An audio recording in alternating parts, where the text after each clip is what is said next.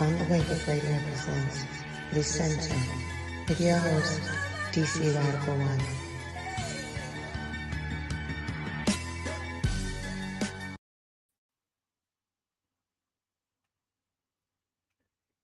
Greetings, Black family, and welcome to On the Wake Up Radio.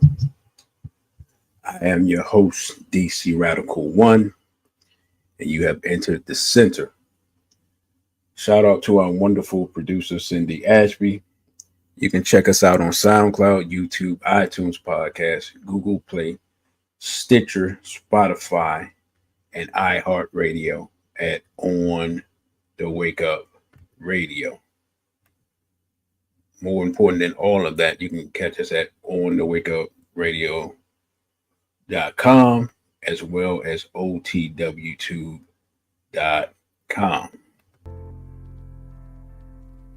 As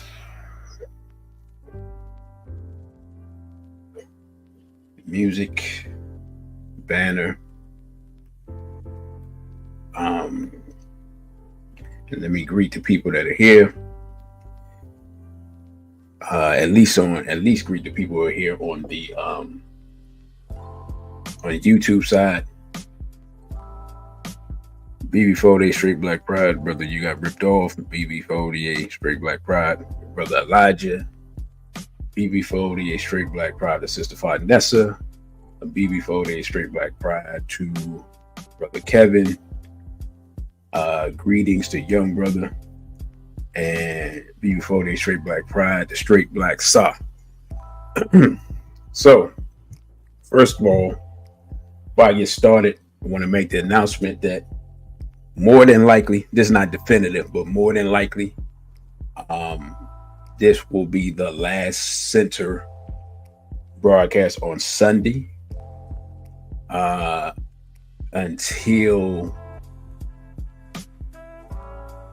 greetings Lord Bell. Greetings to Jazz. Is it Jazz D?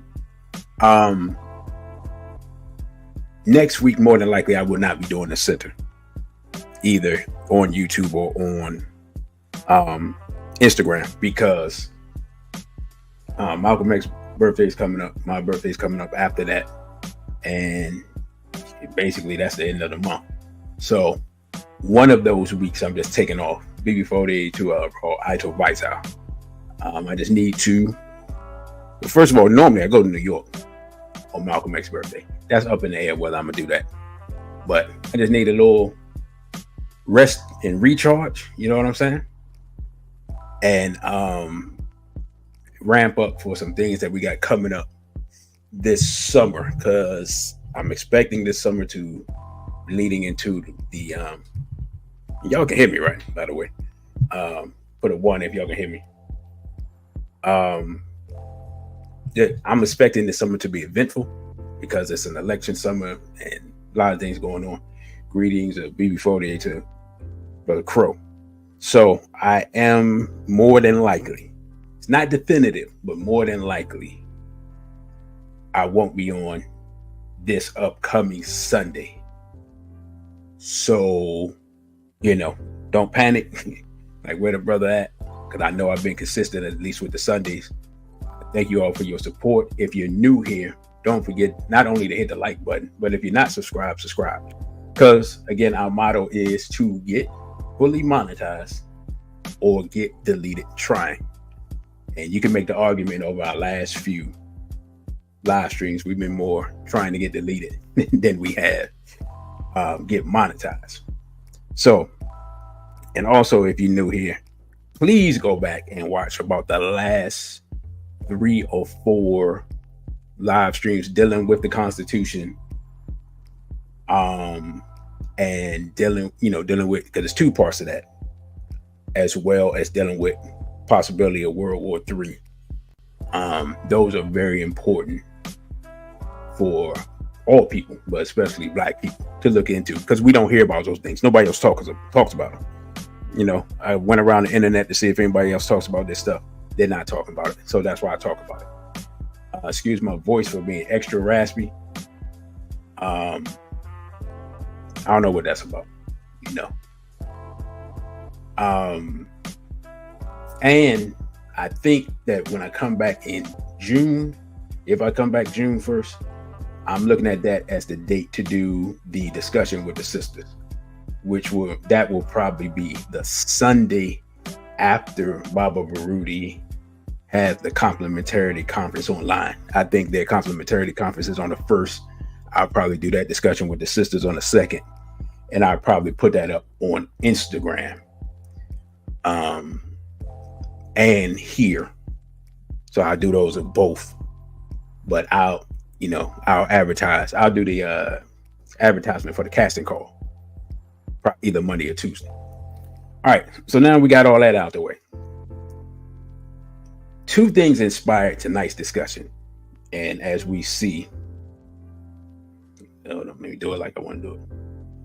As we see, this is the Warrior's Guide to telling the difference between Black leaders and Black grifters. Basically, a couple of brothers and a sister kind of suggested this discussion in different ways over the last few months. 2, allegedly $11 million of money has gone from the hands of Black people to Jay Morrison to I don't have an answer to the last 2, right? So, greetings to Asafo. So, seeing that situation is in the Black news, if you will, it's going on amongst Black people, and seeing some of the other things that we have seen over the last, realistically, you could make an argument 10 years, but specifically the last 2 or 3 years or so, now's the time. I just put it that way. Now is the time for me to have this discussion. Now is the time for me to take input and interact with the people about the discussion. Now, if you've been following me long enough, this is, in reality, once I realized it, this is a part 2. I did a discussion on Black leadership about at least 2 years ago on this channel. If you haven't seen that, it's Do Black People Need Leaders? Check that out. That's really like a preliminary to this. But brothers and sisters, in fact, some of them in the chat right now, some of them I know are listening right now, have been like, when are you going to talk about these people? So this is what I'm doing. I'm not making this individual attack on people personally. We're going to go through characteristics and we're going to do case studies on people. It's not an attack on them. We're doing a case study on them. And they're going to serve as examples, because this message isn't even for the people here. This message is for the people here and the people who are going to come behind us. Because what happens a lot of times is our warrior scholars, our teachers, they put out information. The people who are here ignore it. I'm saying in that time, right? Or they're not ready for it, or they can't comprehend it. I'll give you a prime example. Amos Wilson's a prime example of this. Amos Wilson has had more impact since his transition than he had while he was here. Because a lot of people just wasn't ready for his information. What I'm going to put here will give you all a framework and a template and a measuring stick for you to look at various people, even going backwards, and say, oh, wow, okay, that's why that person didn't work. Oh, wow, that's why this person did this. Oh, that's why this happened, right? And then you'll be able to look at people now and be like, oh, okay, I see what that is. And you'll be able to, when somebody new pops up, you'll be able to take and measure them by this and be like, oh yeah, that brother did say, watch out for that, right? So I even went through to do slides for you all, right? We don't do this every day, but we do, but we always have on point information. So as I try to remember how to do this, because it's been a long time since I've done this in slide format. First things first. Number one, what is a leader? Because one thing I learned from other people, you have to put definitions. Number one, the English language is weird, right? We know it's weird. We know it's funny.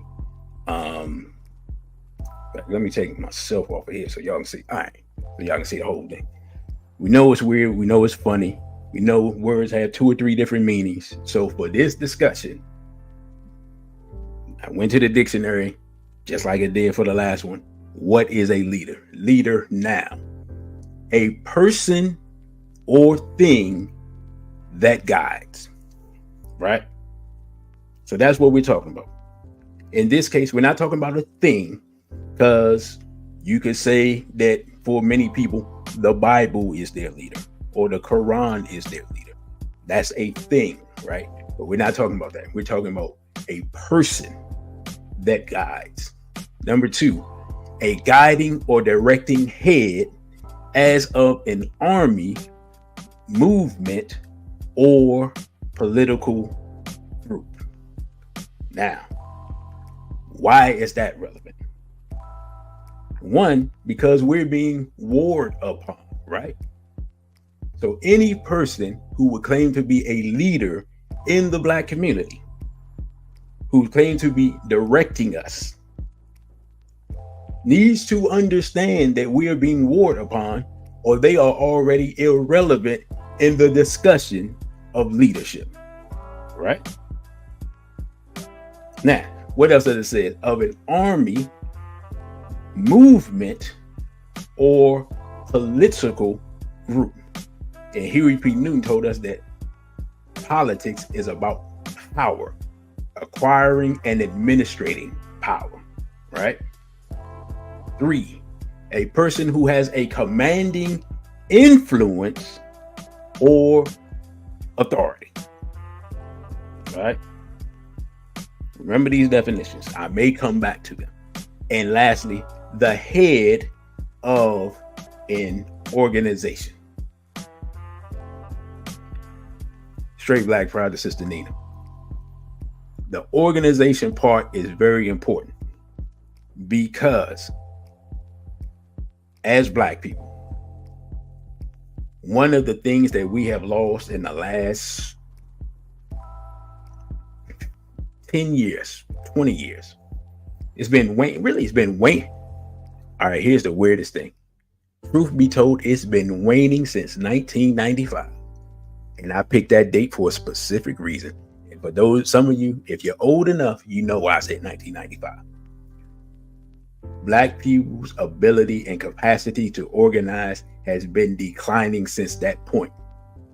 And the reason why is because we organized an event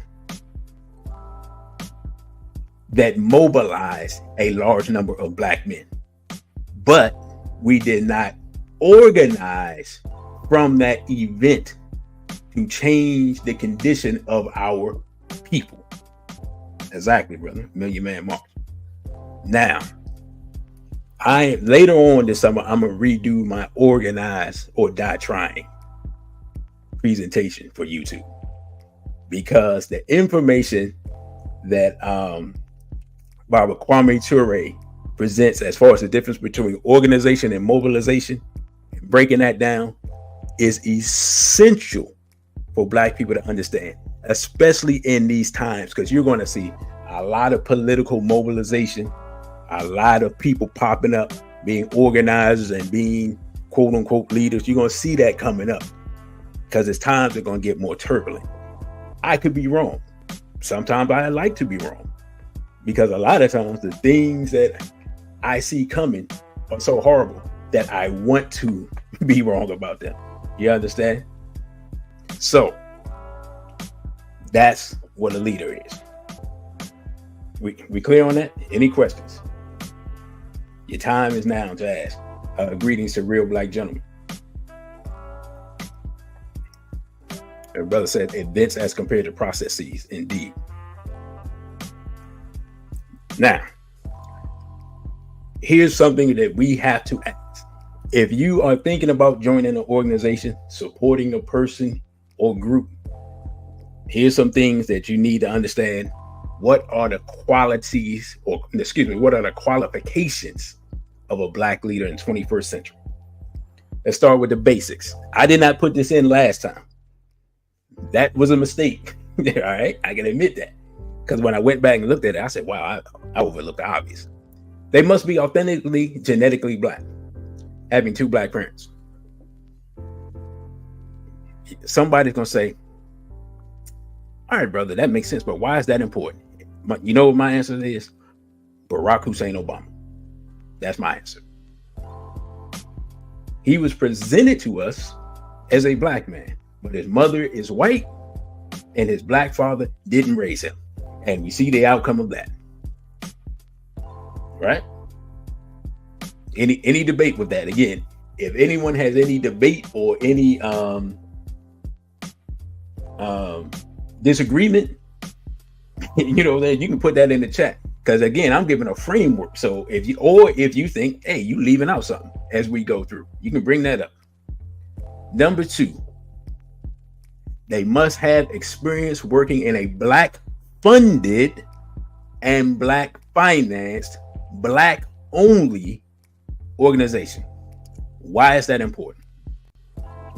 Here's why this is important. Generally speaking, I was talking to an elder about this. I had this theory for years. I said, Baba, why is it so hard to organize right now? I said, here's my theory. My theory is the breakup of the family has made it harder for us to organize, because the family is where you learn to love people that you don't like, right? So if a person doesn't come from a big family, the place where you learn to love people you don't like is in a black organization. If you don't come from a black family and you don't have experience working in a black funded and black finance and black only organization, there's no way in the world you can develop the love that you're going to need to lead our people anywhere other than to destruction. Are we clear on that part? Right? And as they say, you must learn to be a follower before you can become a leader. Why? Because you have the experience of the people, so you can relate to them, so that when you deal with them and you have to lead them and you have to instruct them and you have to send them somewhere to do something that maybe they don't want to do, maybe you don't even want to send them to do it, but it has to be done by someone. If you haven't had that experience of having to do it, how can you be the leader? Right? I've been part of multiple organizations and somebody has to put the chairs out. You understand what I'm saying? Somebody has to put the tables up or bring the tables out or put the tables away or drive the truck to bring the tables there or whatever the case may be. Somebody has to set up the speakers. Somebody has, somebody has to secure the facilities. Somebody has to secure the back door and going to miss the event. I've done all of these things in organizations. There is nothing more important than securing the back door. There's also nothing more disheartening than to have to secure the back door because you're going to miss the event. Oh, we bringing in minister so-and-so or brother so-and-so or brother this and that. Hey, brother, can you secure the back door? Oh man, the back door. You know what I'm saying? But I've done that. So if I have to tell somebody, hey, brother, we need you to secure the back door, I'm going to try to have enough brothers to rotate so that the brother's not at the back door the whole time. Right? Or if a brother's going to be on stage, he got to rotate so the brother don't have to stand up for 2 hours. We doing a 3-4 hour event. You don't want the brother standing up like that. Because I've seen brothers, lose their equilibrium from fatigue or locking their legs and not knowing how to keep their blood circulating while they on post. I've been that. You see what I'm saying? That's why I can relate to the experience, because I've done the work. Number 3, their mate, if they have one, must be genetically black, not talking black and sleeping non-black. This is more important for the men in leadership than the women, but either way it goes, because let's be honest, if you're a black man in leadership and you bring up some, whatever, you know what I'm saying? Fill in the blanks on whatever you want to do. You want to do the Latina, you want whatever you, what was Tyree saying? His woman was 1/4 black or whatever. All this stuff that's going on now. Y'all know what I'm talking about. As soon as you bring up any of that woman who's questionably black or not really black or we can't see that she black, all the sisters in your organization, you might as well cuss them out, because that's how they take it. They're not gonna take you seriously. It's a sister that I know, right? That I've known for years, and I asked her one time years ago. I was like, when you met us and we was talking this stuff, if we had a bunch of mulattoes and non-black girlfriends, would you have paid us any attention? She's like, nope. I would have never came back.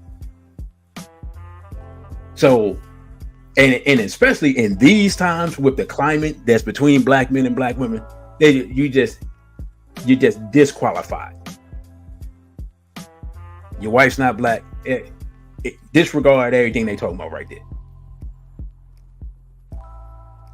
And let's be honest, who that is really for the race, that really loves himself, that's really black, that's really race first, who wants to have their grandmother or grandfather of their child be a European? You see what I'm saying? That leads us into the next point. Must unapologetically love black people and despise our enemies. Those two things go together. I've said this many times, but I don't know if I said it on YouTube. For me personally, love of black people and hatred of our enemies just go hand in hand. That's how I roll. You can't prove to me that you love black people and you don't hate our enemies. I'm disregarding everything you're saying. unless I know you personally and I know you have some stratagem that is not publicly perceivable by the people, but I know what you are trying to accomplish,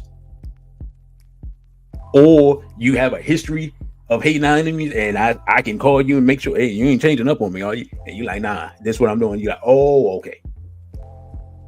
Those two things go hand in hand. Why do they go hand in hand? Because black people are always under attack.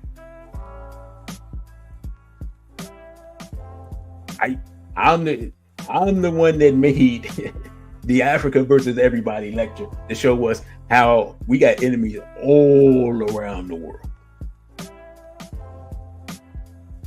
I'm the one that came up with the concept of enemy identification, EID. I did that for a reason, because I said, oh, we don't realize we got enemies. That's our problem. I'm going to use a biblical quote. My people are destroyed for the lack of knowledge. So I came to the conclusion that we think that our only enemy is quote unquote white supremacy, and we can barely define that. But we were ignoring Asian domination, Hispanic hatred, Arab annihilation, and Zionist eradication. We missed all of that. And that's just the external enemies. I ain't even talking about the internal enemies. So you can't tell me in a time where we're being warred upon that you unapologetically love black people, but you don't despise our enemies. It don't work that way. If we were in a time of peace, you might be able to finesse me with that. Or at least tell me, bro, you like taking it to the extreme. But not in this time. Oh, yeah. Thank you, brother. All $20 donations will automatically get you the free Dr. Khaled lecture, 2019 Dr. Khaled lecture for those who haven't seen it.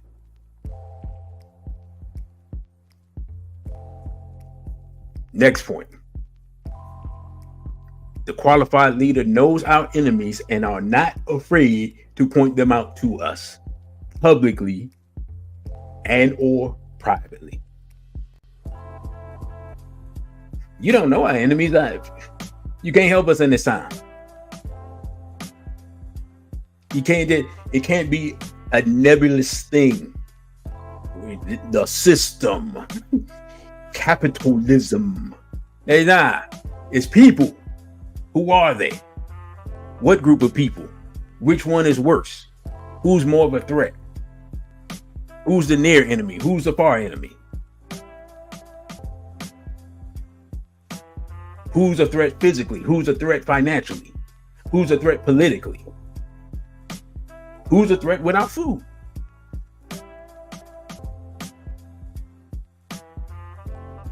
You see what I'm saying?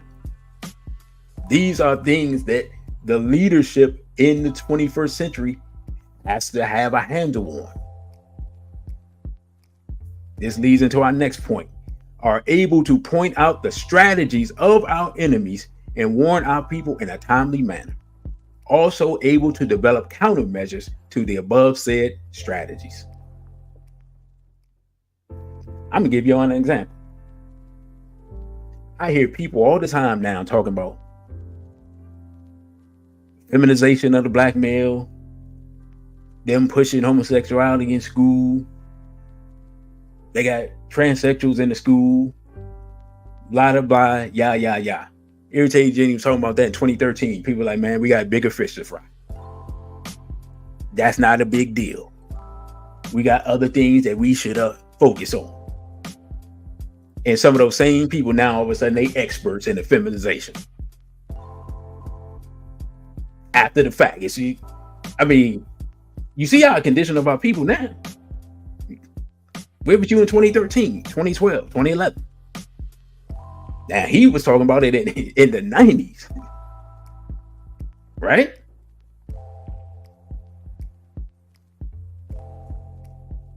So Again, the ability to point out the strategy of our enemy sometimes beforehand, and warn us in a timely manner. I'm going to use another biblical quote. Speak to warn the wicked man from his wicked ways to save his life. Right? And the ability to develop countermeasures to those strategies. That's why I say black people need black think tanks. Why? Because our enemies got think tanks. I'm in Washington, D.C. You go downtown, you see all types of stuff. The Heritage Foundation, this foundation, Gates Foundation, that foundation. Non-black think tanks, APAC. So forth and so on, ad nauseum. Do we have one black think tank? Is anybody thinking for black people, and are we supporting and or funding them?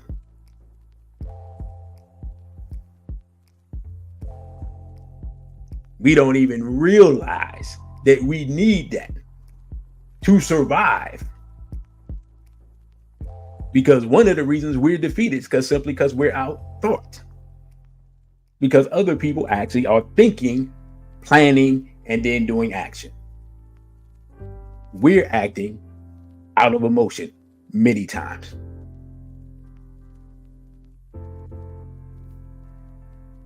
Right? Next slide.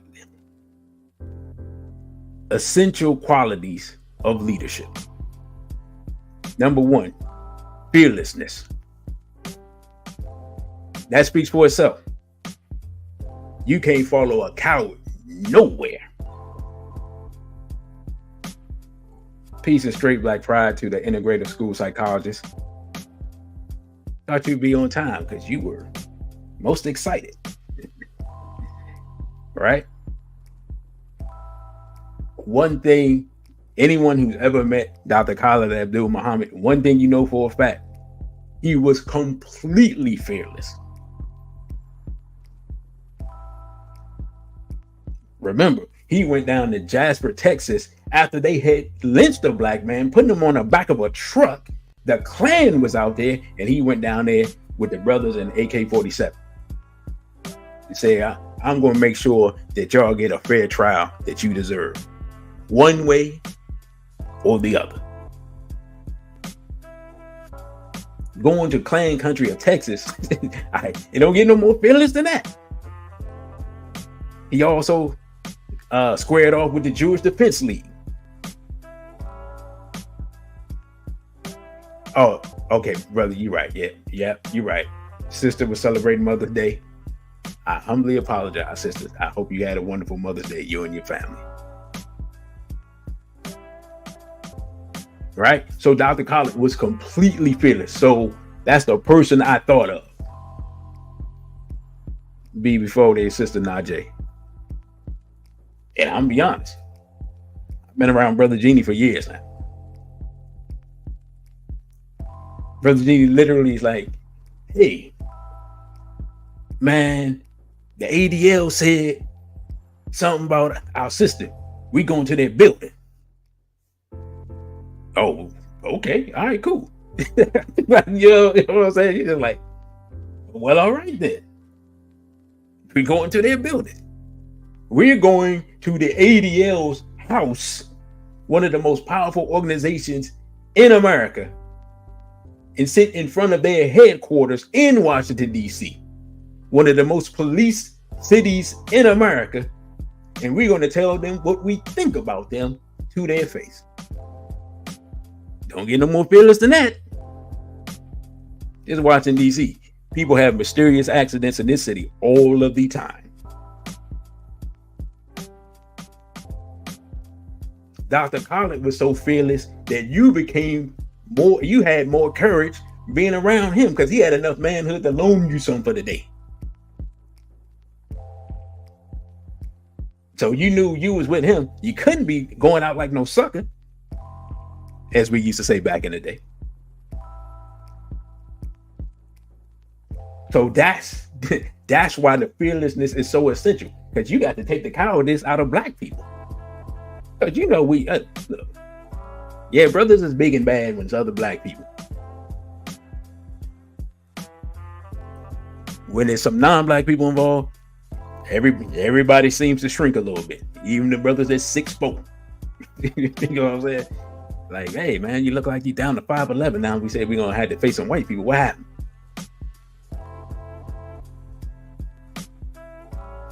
Now, next point. Integrity and accountability. We could be on this all day. But we're leaving here by 10 o'clock, regardless of whom or what. Be 4 days straight Black Pride, Brother Desaline.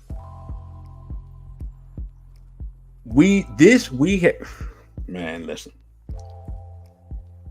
The lack of integrity and accountability in our community. It's so disgusting that we can barely accomplish anything. Because we have so many people that's robbing the people blind.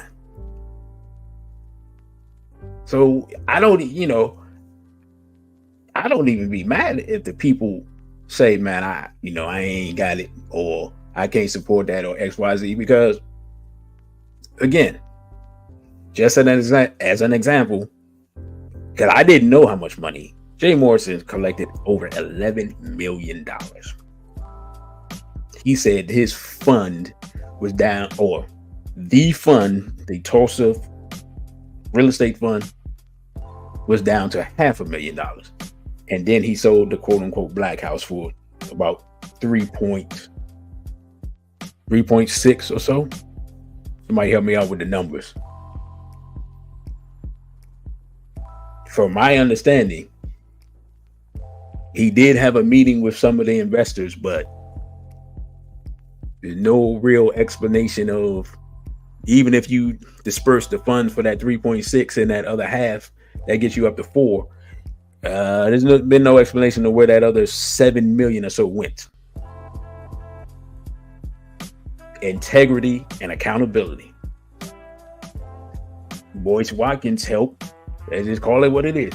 Boyce Watkins helped to push that Jay Morrison Tulsa fund account, and he donated to it. I mean, he invested in it,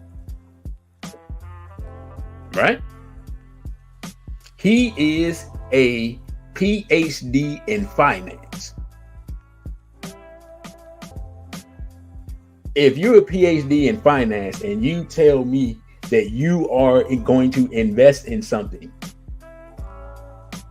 and I'm a random black person, chances are I'll be more inclined to follow behind you in the investment, because you're a PhD in finance and I am not. So when the thing goes wrong, part of accountability is simply saying, I did not do my due diligence, and I apologize for anybody who I led astray, because I lost my money as well. That's the accountability part. But I don't know if that's happened, but I'm using that as an example. Now, I've met Boyce Watkins, represented the Straight Black Pride platform to him at Howard University years ago. He was not interested. I made my analysis of him at that point. I just don't publicly speak of him, because I don't have time for the back and forth. Plus, I don't, that's not how I do things. So if you see me, when you see me pointing out people like I am tonight, that's because basically it's emergency time, and y'all been asking me for I don't know how long. He wasn't interested, brother. And this was years ago. This was like 2015.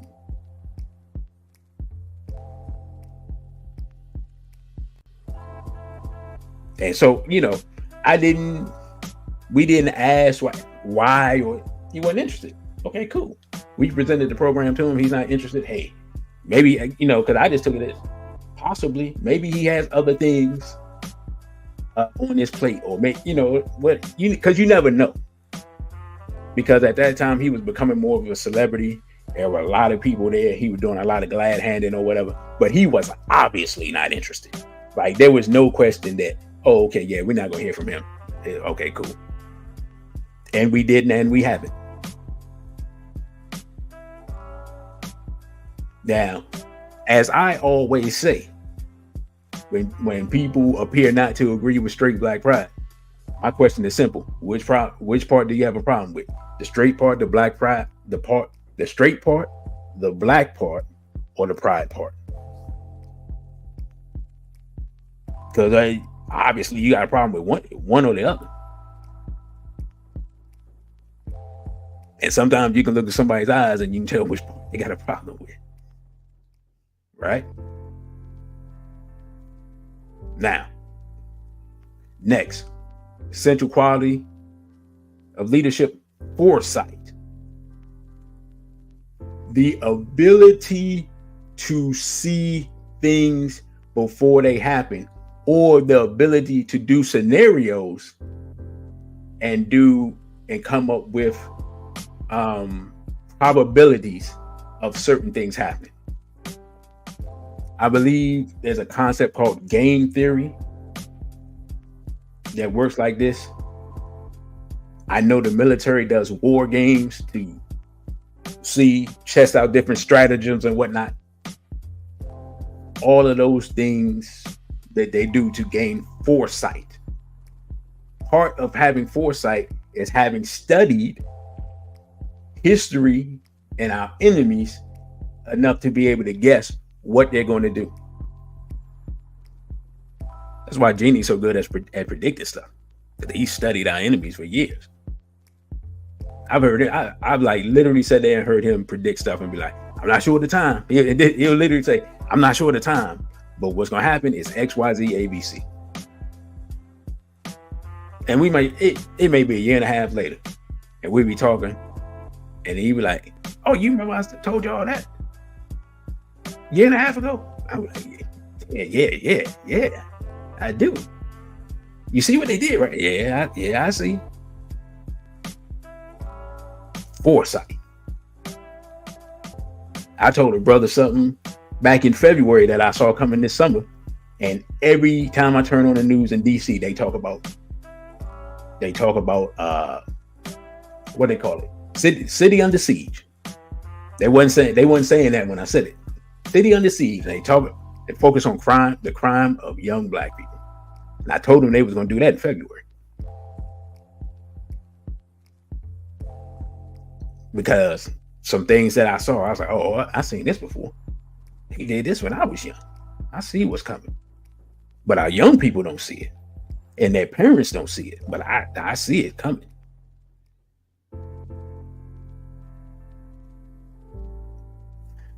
Wisdom.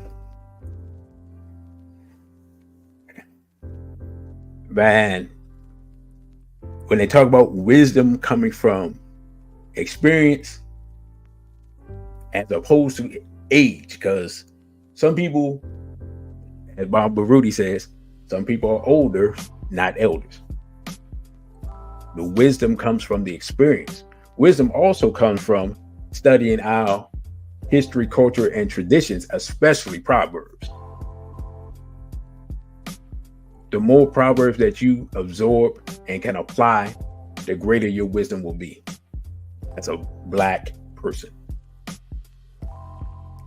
I've gotten to the point of studying our Proverbs that I can now delineate between our Proverbs and European Proverbs, because Europeans have Proverbs, but we don't think of them as that. Right? A European proverb that we never think about, but they live out all the time is what? Might makes right. Right? We all heard that before, right? Europeans live by that. Right? What's going on right now in Gaza or Rafah or whatever part of Palestine they finished demolishing. they're doing it because they can, because they have the might, and therefore they have the right. That's a European proverb. Do we think of it as European proverbs? Do we study it as European proverbs? Do we study European proverbs to get into the mind of the European? If you don't, you might not have enough wisdom to be a leader. Next, organizational skills. Let me tell you something.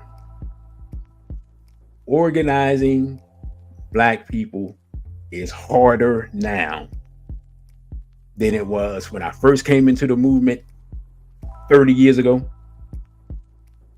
And when I came back into the movement approximately 15 years ago. Because each generation, the cohesion of the Black family is loosened more, and our identity as Black people is lessened, thus making it harder to organize people. Because you can either organize people around two things: an idea or a person. Those are the two primary things that you organize around. The idea can be anything. The idea can be economic advancement. The idea could be Christianity, Islam, Judaism, capitalism, Zionism, feminism. We organize people around these ideas, right? Americanism, democracy. Or you organize people around a person. Church pastor, Muslim minister.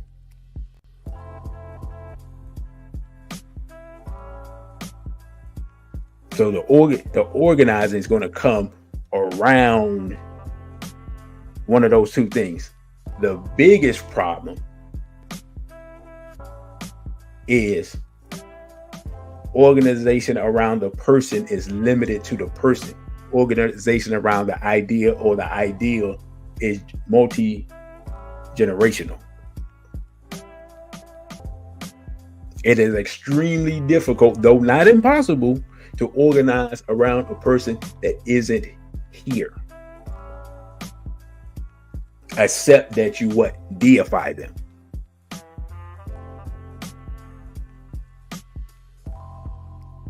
Right?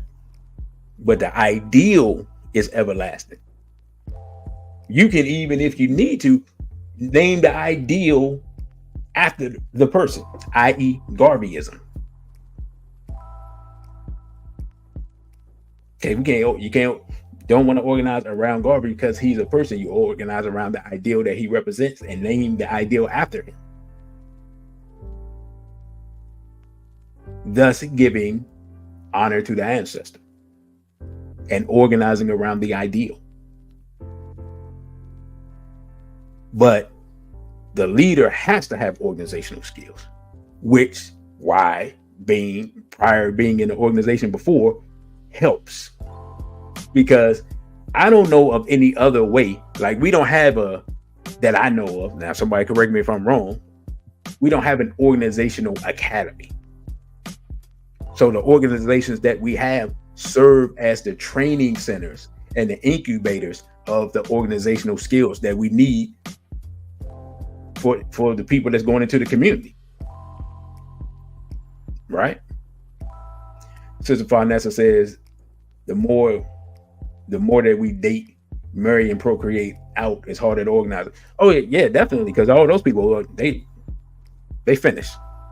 They have no use whatsoever. Because they're no longer the constituency that we need. They're no longer Black. Next thing, I put this low on the list because the other things are more important. But let's just be honest, we Black people. You got to have some charisma.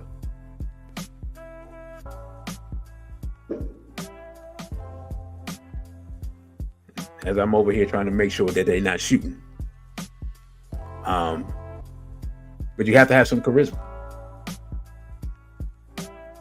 because our people, you have to have the ability to magnetize our people and hold their attention and to inspire them. Dr. Collins said you have to be able to give information and inspiration. Well, ain't nobody have more information and inspiration than Dr. Collins in his day. And to be honest, I think charisma is just a thing. I think you have it or you don't. I don't think you can learn charisma. Oh, you can hear that? Oh, okay. Mike is strong today. Yeah, I think charisma is a natural thing. You either have the capacity to gravitate people towards you or you don't. It's kind of like an intangible thing, because different people have charisma, and people with different personalities have charisma in different ways. And it's not something that I've studied. I guess I should. You know what I'm saying? Like, I ain't in like, now the more I talk about it, the more I think about it, the more I'm like, yeah, maybe I need to see how this works. But it's a necessity of leadership, especially if you're going to be amongst the people, or, well, if you're going to be amongst the people, period. Because you don't have enough charisma to draw people to you, and it's nothing happening. Next, extremely knowledgeable about our history and culture as Black people on a global scale. Why is this important? Because ultimately, we're going to have to organize internationally to survive. Hate to tell y'all that. This is the reality of the situation. It's much better to organize and have 1.5 billion people who look like you working with you than it is to have 60 million. Because there's at least 200 million people in America who hate you. And that 60 million unorganized is not going to defeat that 200 million organized. It's just never going to happen.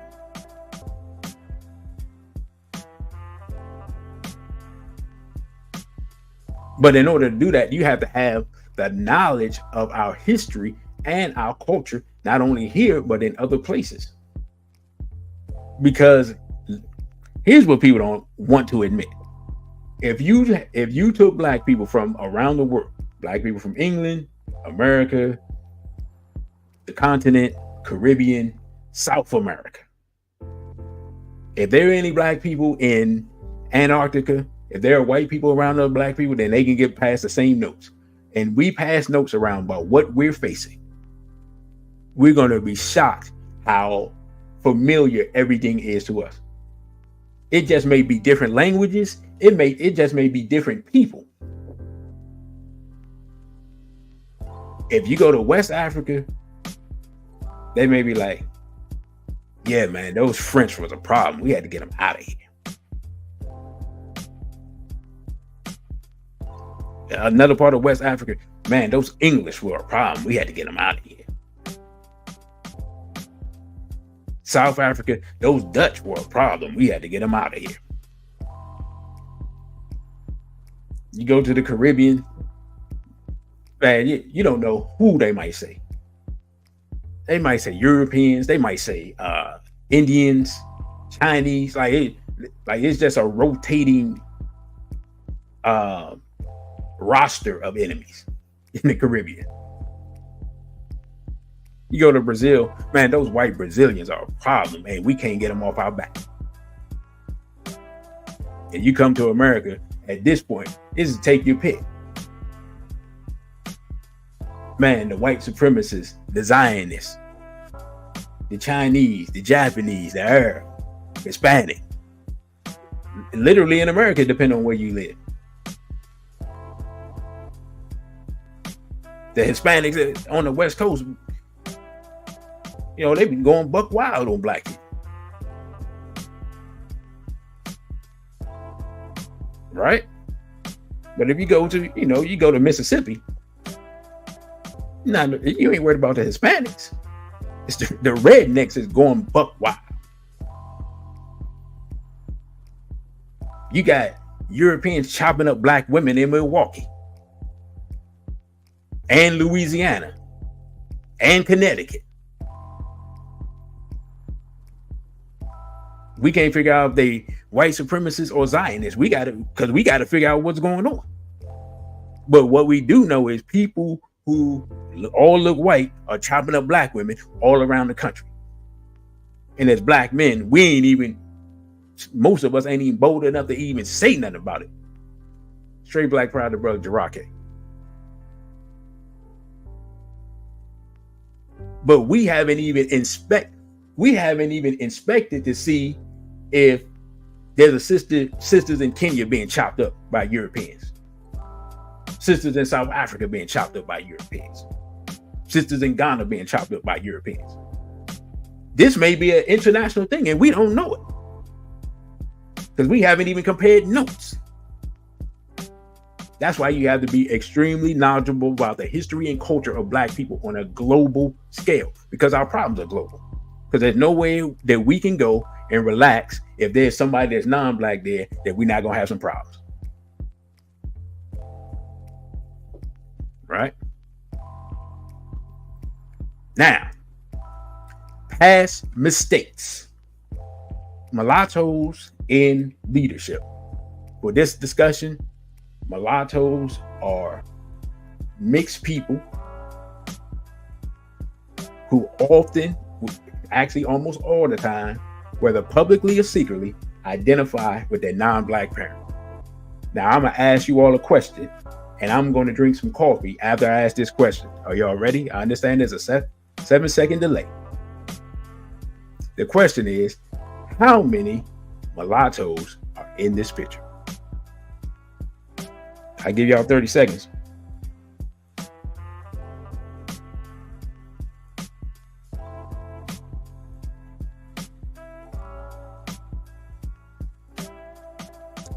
Anyone? No one?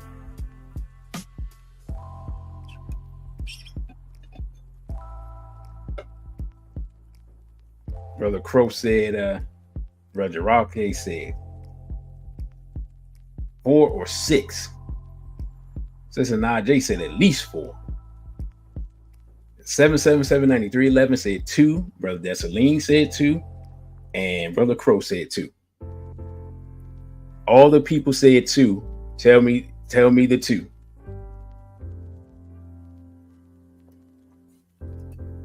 Because obviously you're correct. Did I agree 7779311? Before that. Now, brother said he see 3. I'm gonna ask him for the third one. As far as I know, there are 2. One of them is Barack Hussein Obama. Who is the other one? Obama and Minister Farrakhan. Why are mulattoes in leadership dangerous? Number 1, divided loyalties. Right? We've seen that with Obama, right? You can make the argument Obama don't even have divided loyalties.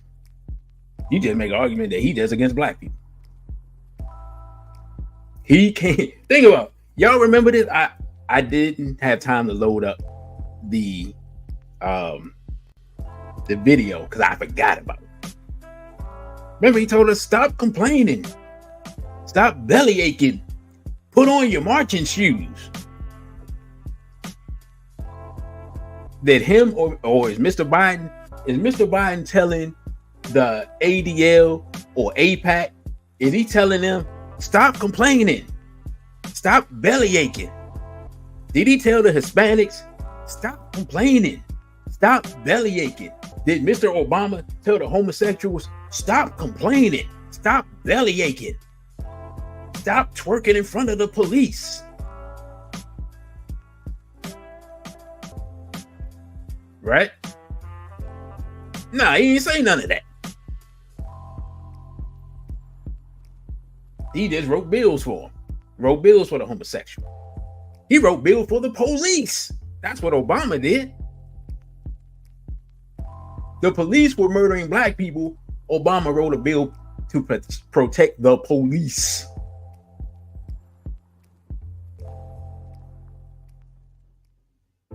He wrote bills to protect homophiles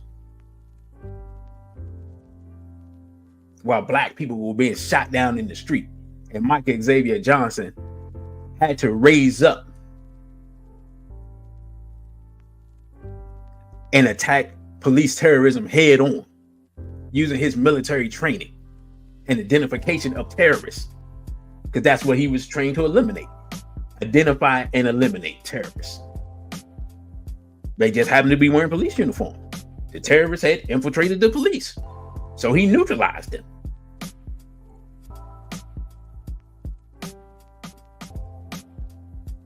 I understand what you're saying, Mo, but we looked at him as a black leader. He didn't have to claim it. He was black, and he was a leader, as far as we thought. Now, he was neither black, nor was he a leader of black people. So I understand your point, but that's how we looked at him. And you still have trouble telling black people anything about Mr. Obama to this day. That's right, brother. Michael Xavier Johnson and Cosmo September. What's the other problem with mulattoes? Identity crisis. There's no better example of that than, because she's been famous since I was maybe a teenager, maybe before that. Halle Berry is a perfect example of a mulatto having an identity crisis their entire life. I've watched it play out.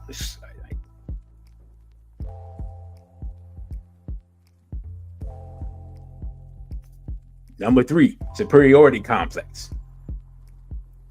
You all heard Minister Farrakhan talk about black people's hair before. Don't you wish your hair was straight like your eyebrows? You can look it up. He said it. If you've been listening to my show, you know I don't make up stuff. I don't have to.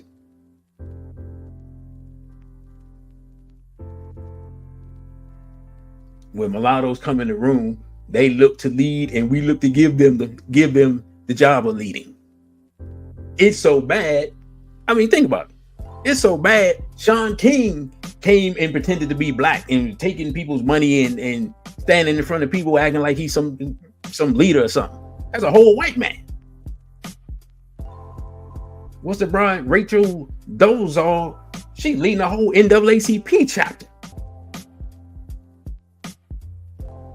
So that just goes to show that people white people pretending to be mixed or some percentage of black can come into the movement and start collecting money and getting prestige and fame and whatnot. So we look to them because they're closer to European. That's just a fact. And they take and absorb it, and they have a superiority complex. Because again, Obama ain't say stop complaining to nobody else. Minister Farrakhan ain't telling white people, don't you wish you could grow an afro? Next problem with mulattoes and leadership. They open the way for more miscegenation. Let me give you a perfect example. The Nation of Islam, in essence, the deity they worship is a mixed person, allegedly a mixed black person. They had to tell brothers back in the day that don't think that you can clean up a devil, brother. You aren't. I can't even remember Farah Muhammad's father's name. You aren't like him. You don't have the skill to clean up a devil. Why? Because mulattoes open the way for more miscegenation. Well, if Minister Farrakhan is half black, I can make me a Farrakhan with a white woman. You understand? Let's be honest, Negroes is always looking for an out. They just keep it 100. Yeah, our women right now, especially dark-skinned sisters, chasing after Urugu and paying with their lives. But we know we've been. I saw a interview with James Earl Jones. This is back in the 60s. Just talking about some black women, this, that, man, whatever he was saying. I was like, man, this dude's a Negro.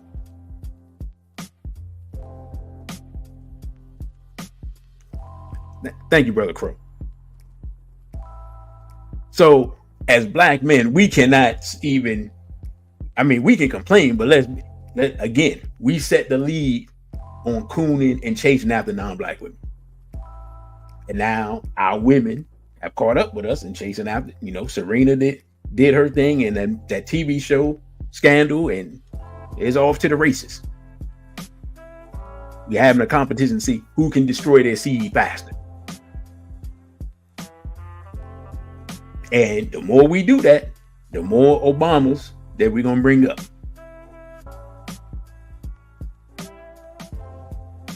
What did Sister Vanessa say? I missed it because everybody like, you right, sister. Oh, black women had their little girls looking up to Kamala, who isn't black at all. Right.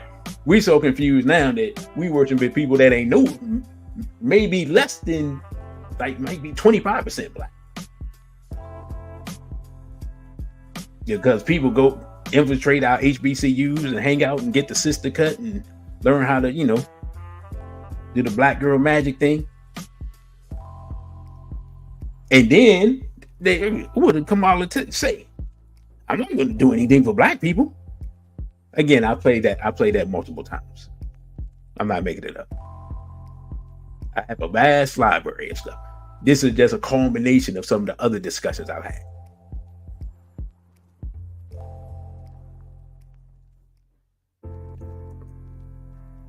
Questions to ask potential leaders.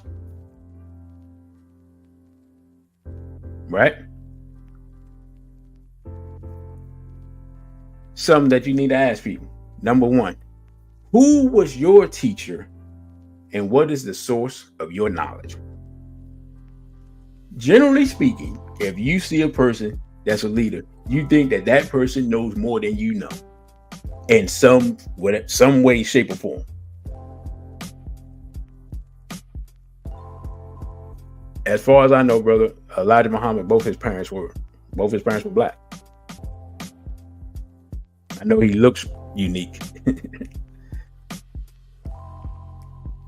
Right?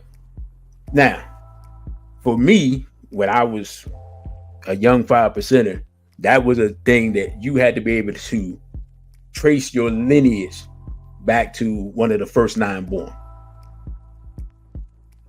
Right? Meaning one of the original students of Father-in-law Clarence 13X. That same principle is we need to ask when you meet a person or you hear a person, who was your teacher? Because no one is self-taught. Everyone learns from someone. And what is the source of your knowledge?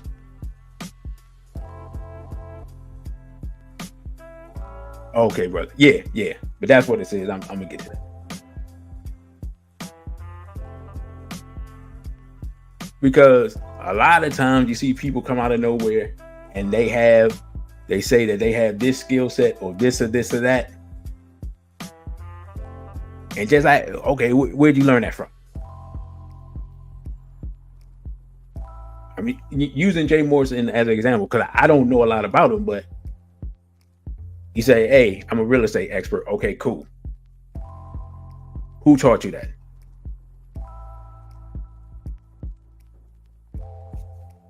You see what I'm saying? Who taught you that?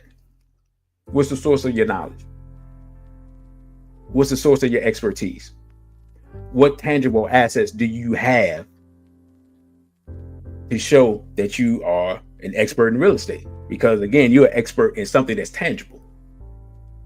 What buildings do you own and where?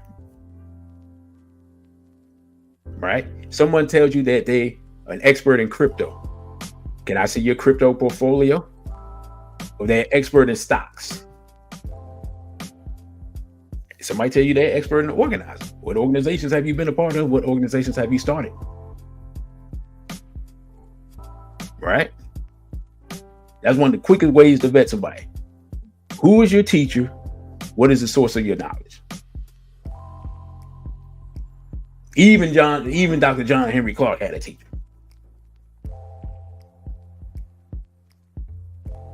Number 2, what is your guiding ideology or philosophy? Because this person, you may think you like what they're saying, but you got to understand what their ideology is.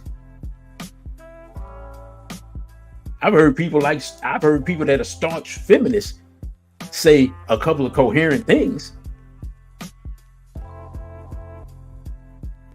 but their entire ideology and philosophy is 100% detrimental to Black people. These are questions that we have to ask. We don't ask these questions. Okay, you're an expert in finance, but you love white folk. Well, that don't benefit us. You're a staunch integrationist. You pro-homophilia. You believe in using drugs. You see what I'm saying? What's your guiding ideology or philosophy? Next, underneath that, what is your field of study and or field of expertise? Because there's some people who say, like Boyce Watkins says, I'm a PhD in finance. Okay, cool. You've taught finance. Understood. But there's some people who kind of don't have anything. That kind of nebulous. You can't really figure out what their field of study is. They kind of gravitate towards everything. Then they tell you that they don't want to be a Black leader because how Black people treat their leaders. But then next thing you know, they're out leading marches and rallies and movements. We'll get there. Y'all figure out what I'm talking about in a minute. Now, again, are you Black? And are both your parents Black? Again, questions for potential leaders. We just went over the mulatto thing, so we see why we got to ask this question. This is really the most important question. Sometimes we can look at a person and be like, hey, yeah, that dude's Black. But if we got questions, we might as well just ask straight up. You got a picture of anybody in your family? Your mom, dad still alive? We got questions. We ain't sure. Your hair mighty curly and not super curled. Not what they call it? I forgot what they call it. But yeah, I mean, again, these are questions you gotta ask people who are up and coming, because you're gonna see people pop up. It's guaranteed to happen. Next, have you ever made it and or reproduced with a non-Black person? Let's just be honest. We want to make sure that before we support you and give you money and vouch for you and tell other people about you, that some random person that looks, you know what I'm saying, looks 75% white ain't gonna pop up talking about they your son. Oh, there are people out here who's supposed to be scholars who have white children. I'm waiting to get documentation before I put it out because I don't have the video. But I've been told by sources who met the person and talked to him, interviewed him, and like, oh wow, okay, who's that? That's my son. That's your son? Oh wow, okay. Yeah, that's going on amongst some of our quote unquote scholars. So that need to be put on the table so we can weigh it in the balance. Like, I mean, not necessarily a disqualifier, but it is going to make us examine it a little closer. Next, have you ever been convicted of a crime or crimes against a black person or black people? Right? We need to know. If you say, I used to be a drug dealer, well, who are you dealing drugs to? Black people or non-black people? Back in the day, Eldridge Cleaver talking about what they say? He violates black women to practice for violating European women. Now, that statement right there should have made everybody in the Panthers be like, hey, get this dude out of here, bro. What? Before he died, he became a Republican. When he was in the movement, he's talking about F. Ronald Reagan. Now we see, right? Now, mating with non-black person convicted of crime or crimes against black people. Have you been convicted of scamming black people before? Have you beat up some old ladies and took their purse? Like, this stuff we need to find out. Okay, you were incarcerated. Why? You was incarcerated for shooting 2 police terrorists? Oh, okay, cool. You know what I'm saying? Like, right. But there's a difference, right? There's a difference between somebody going to jail for that, which is rare because you usually ain't gonna get out of jail or you ain't gonna be breathing, and going to jail for violating somebody's child. There's 2 different things. Having a record does not make you a bad person, but we got to know what's going on for somebody tries to put you in a leadership position. Lastly, and the brother said you can't really see it, who can vouch for you, your integrity, and or expertise? Who can vouch for you? I'm gonna tell y'all. Listen. I put this stuff up not because I thought about it on the top of my head, but because I have implemented it in my own life. When I met Brother Irritated Genie, right, and got to know him, I went back to the organization he came out of and asked them about him. Could they vouch for his integrity and expertise? And why wasn't he in the movement now? And this is the thing. They actually vouched for his integrity, even though he had left their movement. That almost never happens because there's always animosity when you build a brotherhood with somebody and then you decide that you got to do something else. So I was low-key shocked. Well, not shocked. I was surprised and impressed. I'm almost never impressed by anything. I remember working with this chick, and she was like, "You aren't impressed or excited about anything." And I just laughed. I said, "I'm not impressed by much." So again, I've implemented this before I put it up on the screen, before I wrote it up. I went to the people that used to work with the people. You see what I'm saying? Now, let's check our time. All right, we're good. Y'all all right? Characteristics of a grifter slash scammer.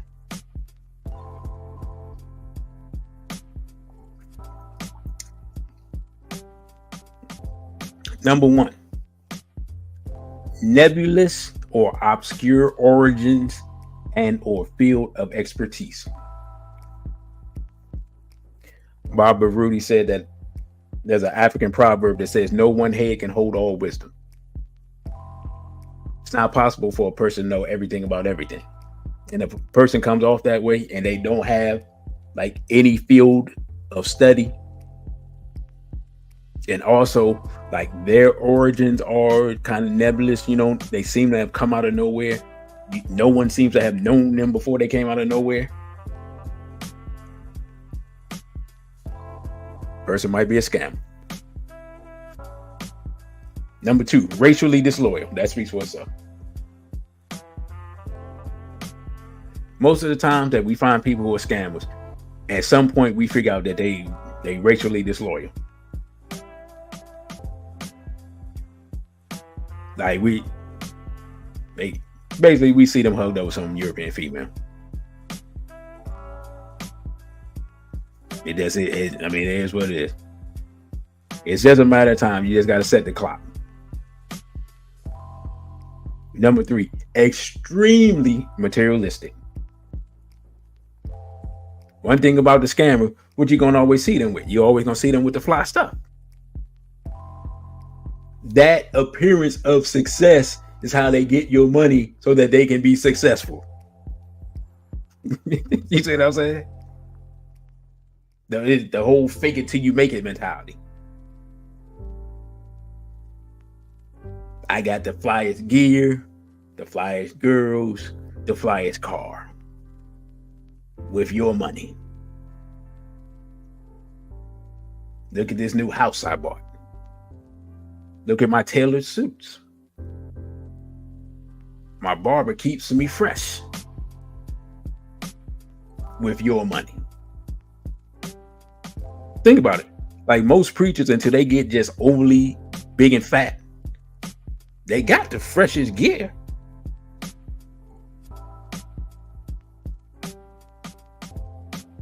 Brother, you said it and I ain't said it yet. Notice what I said.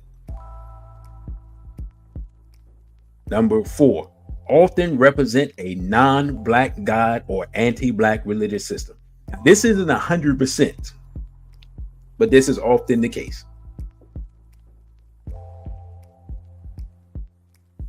I don't even think I have to elaborate on this, but y'all, you know, if I need to elaborate, somebody put a one in the what's name. Otherwise, I'm just gonna move on.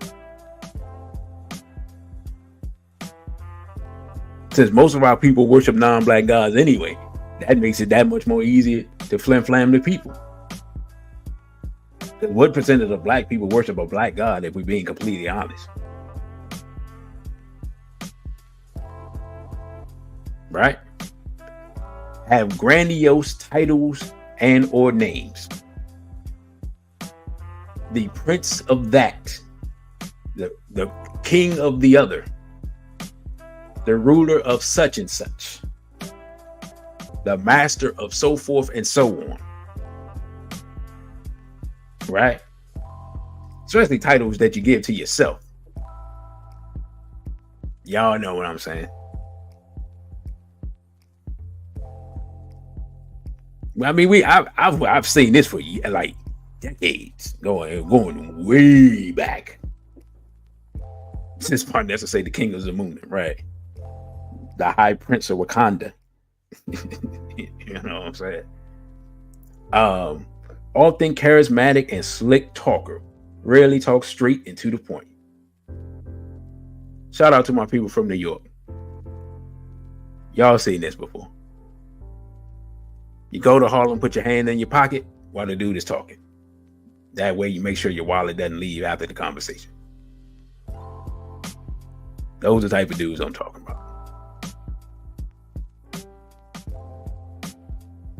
Dr. Umar used to call himself the Prince of Pan-Africanism. Isn't that so interesting, my good brother? That is true. He did.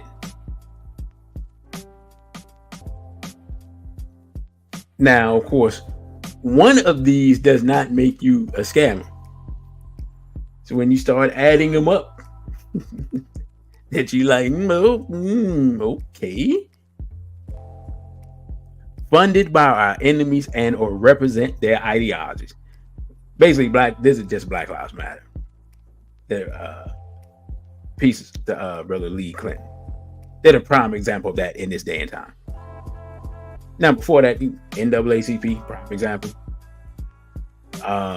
In fact, man, we talked about it before. Malcolm X said the whole Big Six, the Big Six civil rights movements, was funded by somebody that was at least connected to that.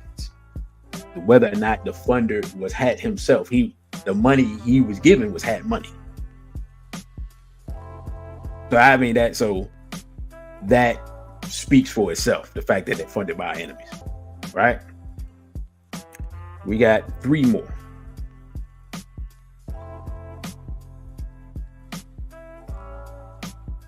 Right, brother.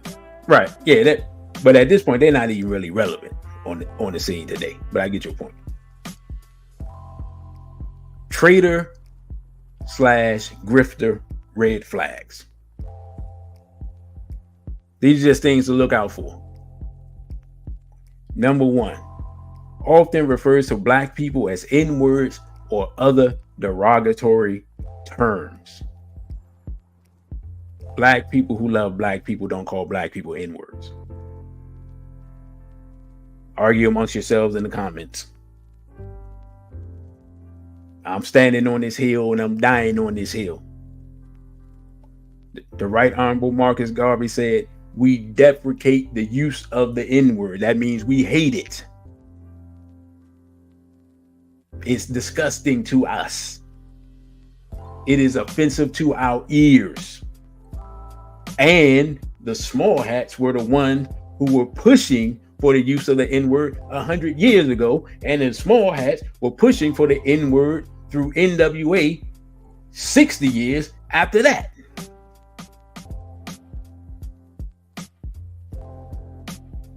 And still to this day in the music industry, who owns the music industry and who helps propagate the N's and B's that we spew out every single day, seemingly all day, nonstop.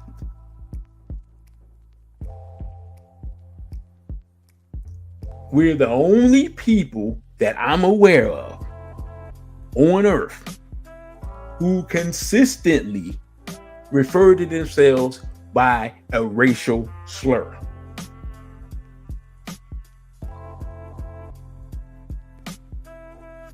So you will not propagate that if you are a leader, but you will if you are a grifter.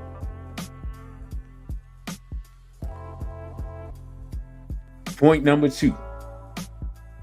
Homosexual or supportive of homosexuals despite knowing the origins of homosexuality in the Black community.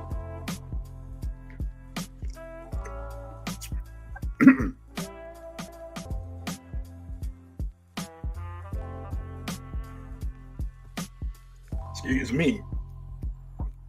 Who's in? Give me a second. Who's in this picture right here?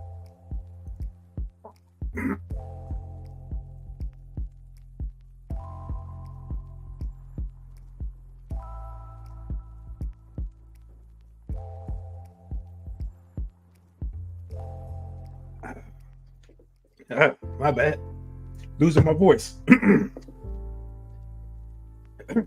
So, I was asking a question. Who's in the picture, by the way? Because I forgot to ask. There are 2 people in this picture. I'll be trying to get my voice together while y'all answer.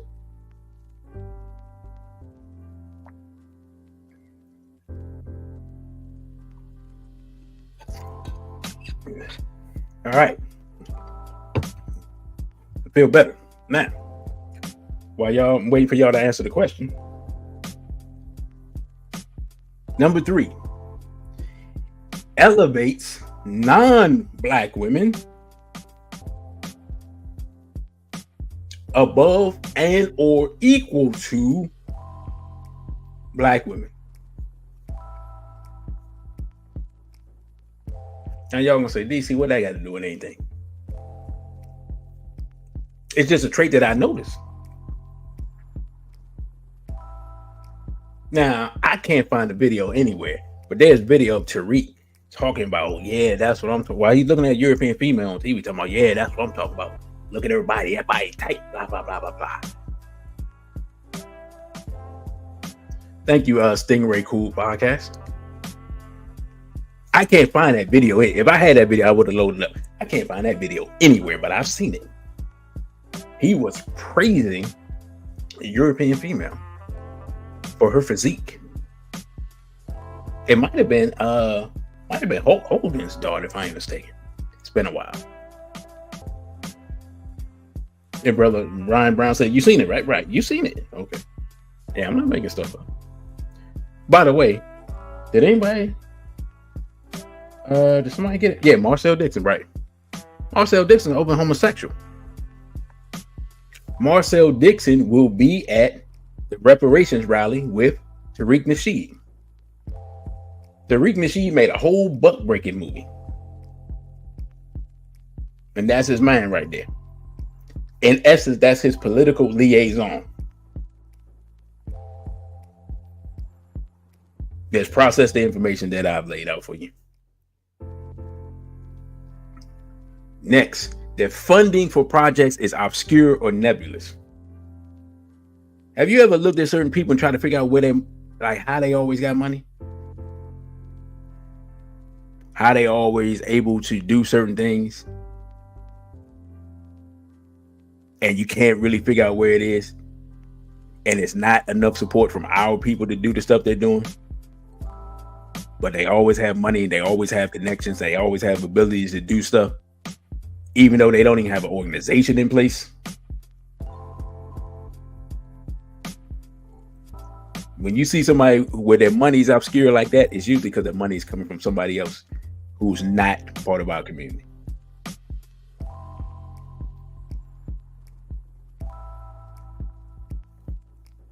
Last on this section, always on the latest trend, no stable ideology or philosophy. One day they Moors, one day they Africans, one day they Muslims, one day they FBA, one day they indigenous black. Sometimes they're all of that in one day. Whatever the newest, hottest thing is, that's what they are. It's grifter red flag right there. Now the person could just be confused, but if you're confused, you can't be confusing the people. You can't be in front of the people and be confused. If you get to that point, then you have to do like Dr. Khaled and say, I'm at the crossroads of my life. Right? Dr. Khaled stated that publicly. He said, I'm at the crossroads.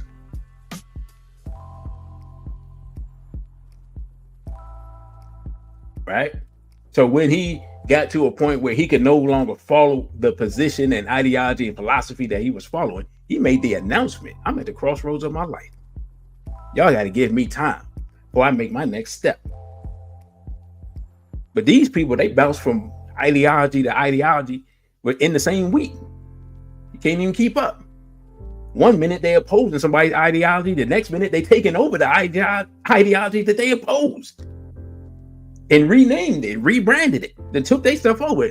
Then you forget the other person even was there.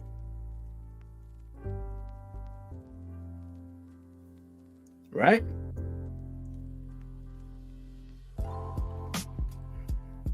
All right, we're doing case studies. We got, I think, 3, maybe 4, and then we're going to close this out. I said I was going to keep y'all for 2 hours or less. And, okay, I didn't come on time, but I was going to say, why I say it? Okay. I mean, this is the clearest example we've seen recently, and so obvious that we don't have to spend a lot of time. The founders of Black Lives Matter had no prior experience in Black-funded organizations. To my knowledge, right? I think they said that. But they were trained to be Marxists. Alicia Garza, the one in the middle, said we're trained Marxists. She didn't say we're trained black nationalists. She said we're trained Marxists. Black Lives Matter was funded by George Soros, who's small hat. No one debates any of these things. Alicia Garza has a white mate, her wife, husband. I'm not even sure what's going on with that. I'm trying to figure that stuff out. We get the point.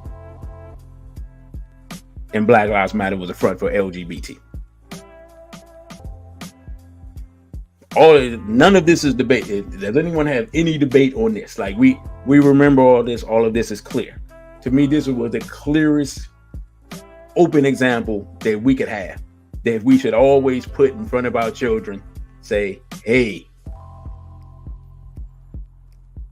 yeah, brother, right. Her stepfather's a hat, and she's in the. I mean, I talked about it before in another video a while back, but yeah. I saw her in like the Jewish Women's League or something. I was like, oh, wow, okay. That's interesting. So again, a lot of the things that we talked about, they filled those out. We don't have to take any more time there. Example number 2, Brother Polite. Nebulous field of expertise. Was I the only person that felt like Brother Polite seemed to know everything about everything and figured that wasn't even possible? He was debating brothers on religion, economics, philosophy. Greetings to Sister Nefertaria, etc., etc. Remember, he started off with 4 wives. I tried to find a picture of him and his 4 wives. Some weird reason those pictures didn't come up. But what's number 2? Racially disloyal. This is just one of the pictures he had with European females. He said, why shouldn't I let them worship me or something like that? And we know how that ended. We know how this ended up. But again, the previous things that we went over, he hit some of those points. Extremely materialistic. Another brother already pointed that out seemingly half hour ago. Brother, you got ripped off. You say what? He tried to lecture Umar on how to do school scam. He ought to know. Our wonderful producer said that some of the elders in the community had to convince him to give back some money that he had took from a brother that was mentally challenged. Right? Low integrity. Well, it gets no more low integrity than him being a criminal for what he did with somebody's daughter. And slick talking, double talking expert. These are things that we talked about looking out for. These are the things that he exemplifies. And we see the outcome, right? I mean, 1 minute he was on, literally, he was on a bench trying to lecture a victim of Dr. York about why they shouldn't hold negative feelings towards Dr. York. Next minute, he got 4 wives. Next minute, he taking pictures with who I don't even know who this white woman is. I have no idea who she is. And then with some other white women talking about why shouldn't they worship him? Well, where your four wives go, brother? Brother Crow said he's an expert at double talking. Yeah, you got to put a hand in each pocket. You're standing next to him. And you got to make sure your girl is hugged up close to you too. Because he'll take your wallet and your girl if you ain't careful. And you got to watch your daughter, as we found out, as well.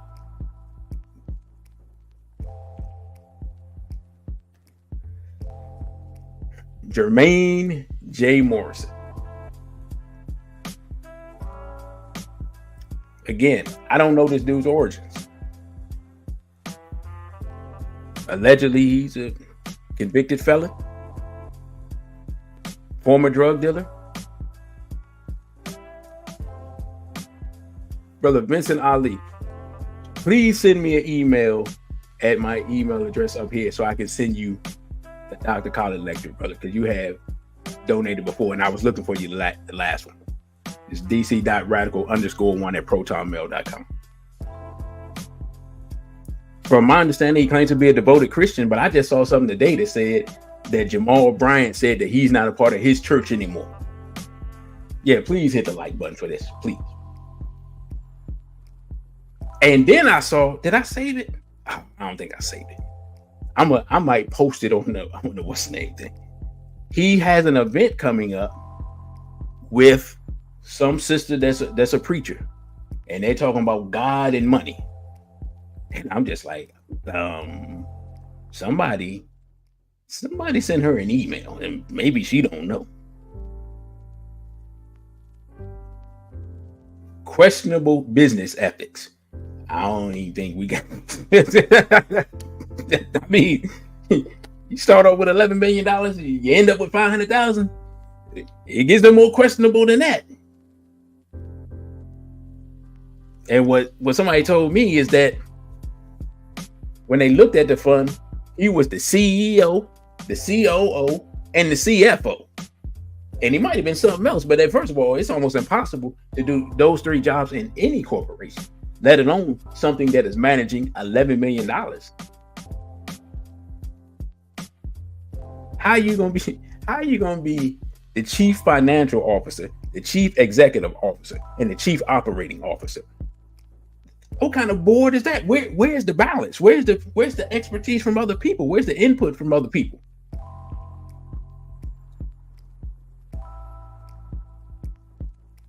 So if you see an organization where somebody has they have multiple hats, especially a business, and it's not a sole proprietorship, but it's supposed to be some type of financial institution,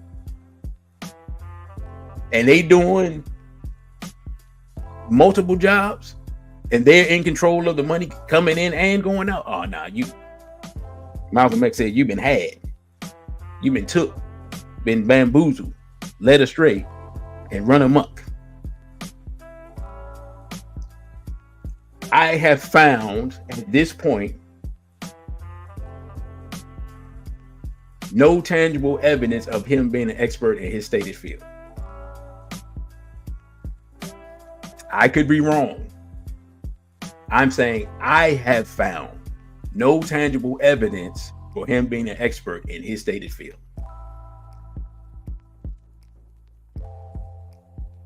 No one else has come to his defense and said that they found evidence of him being an expert in his stated field.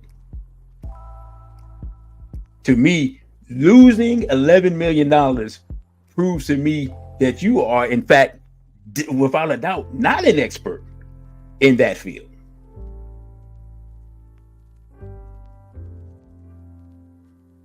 I mean, you know what I'm saying? Like, if I had a guess, and you started with 11 and a half, you only got the half, you have disproved your expertise. I don't care what your stated field is. I don't care if you said it's crypto, it's real estate, it's stocks, it's bonds, it's international trade. I don't care if you say you trading furs and leathers. If you start off with 11 and a half mil and you only got a half a mil, you ain't an expert other than in messing up the money. The difference between this and what Europeans do to each other is the Europeans have the money to lose. I ain't gonna lie, hats do this to other hats all the time. Black people don't have $11 million to lose, and we don't have the trust in each other to lose the 11 million. Somebody that only got $10, if they lost their $10, they'll never trust black people again. Because to them, it's the principle, and I understand.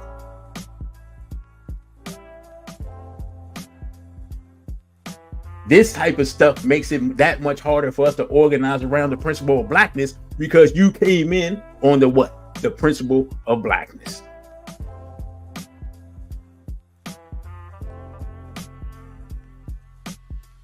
And from my understanding, other than maybe church, I haven't seen any evidence of his black organizational experience. And again, smooth, slick talker, quick double talker, he definitely feel that. I just ran out of room, to be honest. Since Farnessa says they know how to use black folks' ignorance of business against us. Indeed. And she said, I believe he laundered the money into something else. Oh, yes. Yeah. In fact, we'll put that up. Yeah, this is a problem. Again, because what they utilize is the emotion of we're going to pool our resources and we're going to do this and we're going to do that. And they use the emotional appeal because, again, that sounds great. And there's nothing wrong with that.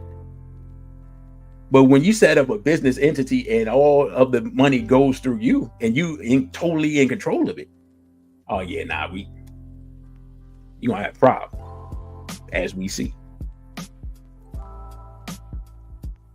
All right, let me pick up the pace here. All right, time for me to be hated and despised and rejected. Minister Louis Farrakhan. And I actually got these set up backwards, but I'll go with how I got them set up. Admitted to creating the atmosphere that led to the death of Minister Malcolm X. I mean, I could stop right there. Like that, that's egregious. I mean, that's like kind of low-key unforgivable because at this point, we running out of black leaders. So losing somebody that's thorough is like, right? Has losing Malcolm X benefited us any? By the way, happy birthday to Minister Farrakhan. His birthday was yesterday. I decided, don't wait till he died to say something. And then people like, oh, you waited till he died. Nope. I'm put on the table now. So we remember when they start rewriting history, because that's what happens. Prioritize integrationist leaders over black revolutionaries at the Million Man March, the original one back in 1995. Jesse Jackson spoke, but Dr. Khaled didn't. John Henry Clark didn't. You starting to get the picture? You see what I'm saying? Like, a lot of people weren't around, so they don't know that. But don't worry, we'll get to some more recent stuff. We're getting there. Oh, yeah. Sister Farnessa jumping ahead. I know. I'm getting there, sister. I'm getting there. Made deal with Black Lives Matter to allow them access to, quote unquote, as they said, queer the movement. That's what Melina Abdullah said, that they want to queer the movement. The same Melina Abdullah that's rolling around with Malik Zulu Shabazz right now at his event that he got coming up.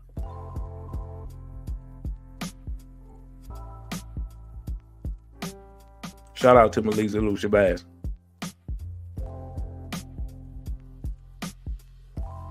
Right? Again, you can find video of all this stuff. This is not new. I'm just reminding people. Janie put all this stuff out years ago. Brother KW Don said, Maya Angelou spoke to 1 million black men while married to Urugu. Come on, man. Come on, man. Protected R. Kelly from Aaliyah's uncle, Barry Hankerson. That is in the 2019 Dr. Khaled lecture. All of that is in the 2019 Dr. Khaled lecture. I'll be sending that to brother Vincent Ali as soon as he shoots me the email. If he shoot it to me tonight, I send it to him tonight. For those of you who have seen it, which is I know is more than a handful of you, did I put was that information in there? What, 5 years ago now? Right? So here's the backstory, real quick. Barry Hankerson is Aaliyah's uncle. He was R. Kelly's manager. Minister Farrakhan said that Barry Hankerson told him he's going to get rid of R. Kelly. And Minister Farrakhan said that he told Barry Hankerson to not get rid of R. Kelly because he had God all up in him, because a man can't make music like that without having God in him. And as we know what R. Kelly did to Aaliyah. And as I said before, if you go back and listen to Vibe, right? Aaliyah was like 13 years old when that song came out, or 12 or something. And he's talking about little Aaliyah's got it. She's got that vibe. That's what R. Kelly said about a 12, 13-year-old.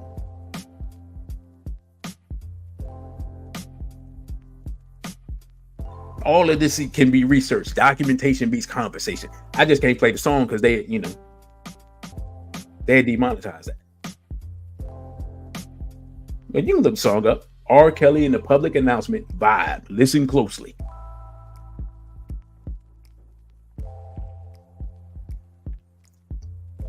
No, we're not finished because Minister Farrakhan been around for literally 100 years.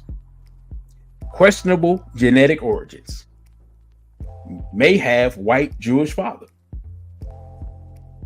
The mystery of the origin of Minister Farrakhan has just kind of grown over the years to a point where I don't know if he knows, or if he's been told a story, or he made up a story for us. I don't even know. But he has basically said, and I think the brother got it in here in an interview with Henry Jewish Gates, that he believed that he's descended from Sephardic Jews. This is not DC Radical 1 saying it. That's what Minister Farrakhan said in an interview with Henry Jewish Gates. Turned back on Minister Malcolm X and Dr. Khalid Abdul Muhammad. Once may be a mistake, twice is a trend. We can argue back and forth that these might have been two of the strongest warriors we produced in the second half of the 20th century, and you turn your back on both of them and try to insinuate that Dr. Khalid and or Minister Malcolm X were homosexual, while giving a pass to actual homosexuals.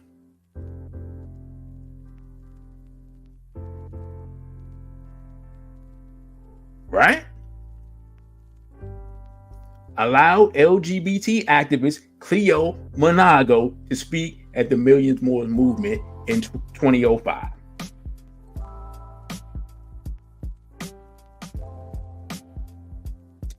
I actually have the video of that.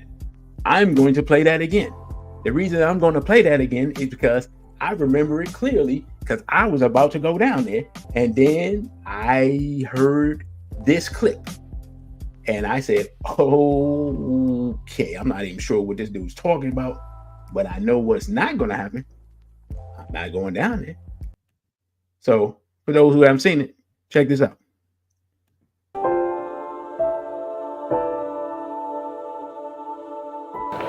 That we are here is a clear sign.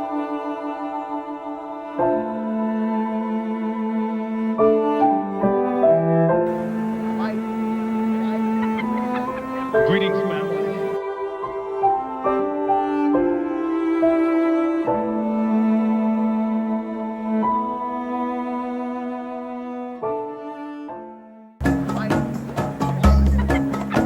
Greetings, ma'am.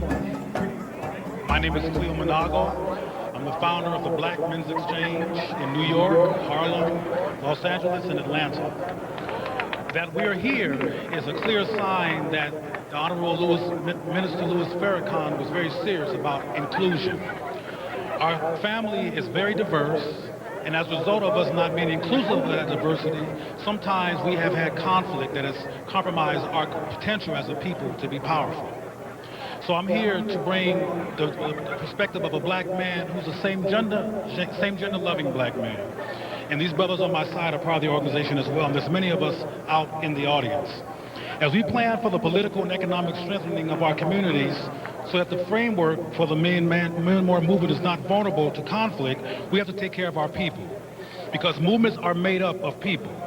Parallel to the minister's brilliant plan, I suggest that there be mental health and restoration intervention for black people, because many of us need it.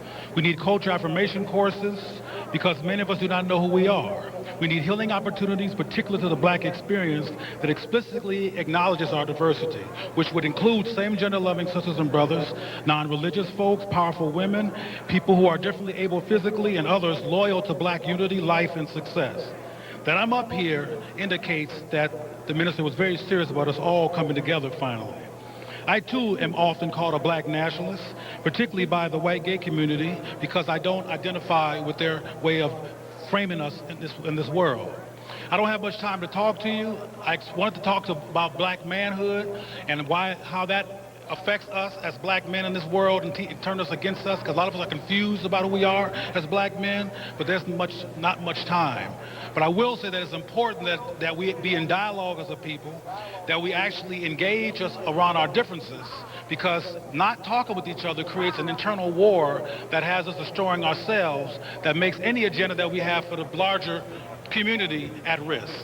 I don't have much time, so I got to go now, but I love you, family, and I'm very proud to be here, and I am extremely appreciative to the Nation of Islam and the Honorable Minister Louis Farrakhan.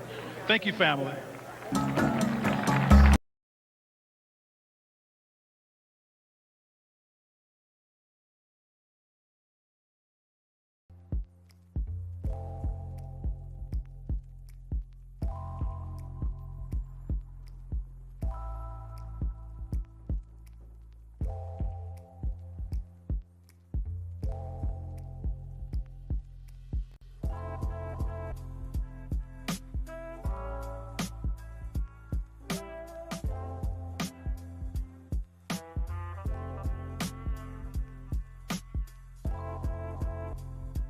Thank you, brother.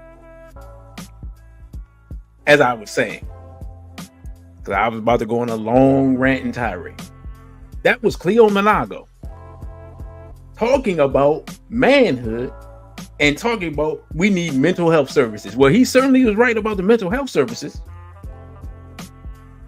And talking about many of us are confused about manhood. He was correct about that. He is literally the embodiment of the stuff that he was talking about. He's mentally confused. He's confused about manhood. And he personally thinks the Honorable Minister Louis Farrakhan. Not DC Radical 1 didn't say it. I just showed you the video. The documentation outweighs the conversation. So what we saw in 16 or 15, we had already seen it in 2005. So if you up there and the FOI allow you on that stage, we have to say that Minister Farrakhan approved you being there. And that was 20 years ago.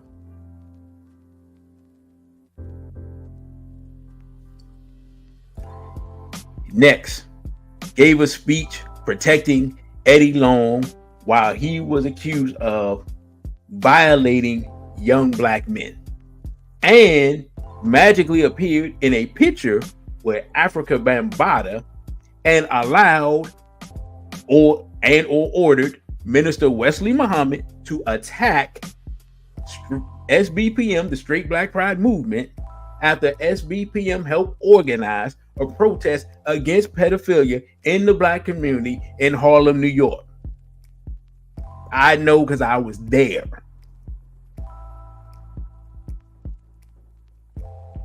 In fact, we were, if I'm not mistaken, a couple of blocks from Mosque number 7. No one from the nation came out to support that event. No FOI, no MGT. not Minister Hafiz or whoever was in charge at number 7 at the time. But we were attacked from the rostrum of Mosque Maryam by Wesley Muhammad. I think the next week.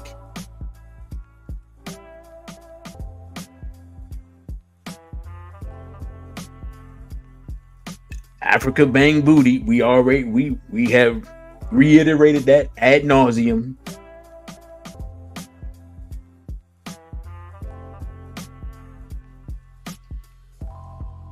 There's a pattern developing here. So all of the good that we could point to, if we put it on the scales of Mayat, there's a lot of bad weighing down on the other end. Now, a sister told me, I'm taking her word at it because I ain't never known a sister to lie. She was MGT. She told me FOI were bringing non-black women to Savior's Day 10 years ago.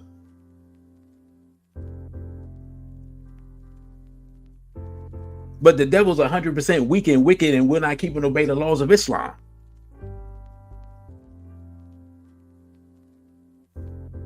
So what's happening has opened the door for LGBT members in NOI, despite the teachings of Elijah Muhammad against homophilia. I know y'all gonna like, brother, what you talking about? This all I am at liberty to say. I saw the wedding of 2 women.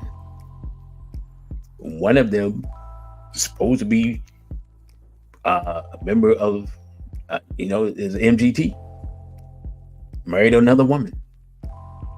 There were ministers there.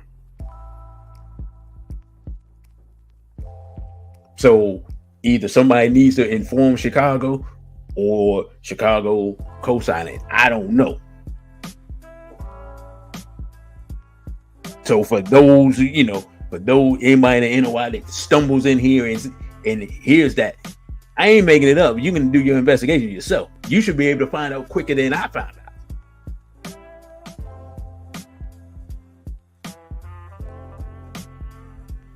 But without a doubt, we know and understand that lack of manhood is definitely destroying the black community, because it's even destroying the non-black community, because you even got white people and others talking about the attack on masculinity in America.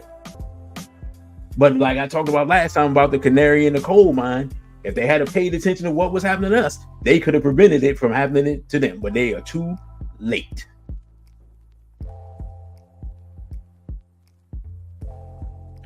Whether you say, are they mosques? They're non-NOI mosques that teach a different form of Islam or teach basically what Elijah Muhammad taught. Yeah, there's some of those out there. And Sister Farnessa says, obvious when black leaders grow old in positions, they become weak and or complacent and allow things that they wouldn't have allowed in their heyday. Hey, hold up. Sister Farnessa is winning the award here. We can attribute it to that.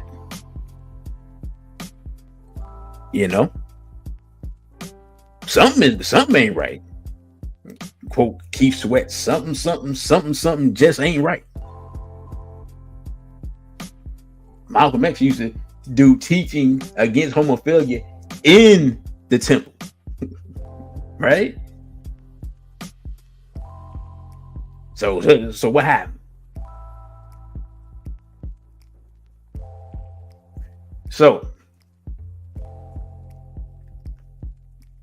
do I got one more? All right, cool. We had our conclusion. In order for black people in America and around the world to survive the genocidal plans of our enemies, we must what? Organize for our survival. We must what? Organize for our survival. We must what? Organize for our survival. I'm going to work on organize or die trying in this interim that's coming up. And I'll put that on the table. Part of that organizational ability will be ties to part of that organizational ability. I wrote this wrong. My apologies. Will be tied to our capacity to properly vet Black African leadership as they arise during this time. That's the purpose of this entire exercise, to raise our capacity to vet upcoming leadership. Next, our enemies have stated in the COINTELPRO papers that they would give Black people leaders who are doing the bidding of our enemies. Again, this is not new. This is not conjecture. This is stated fact of the plans of the United States government against Black people.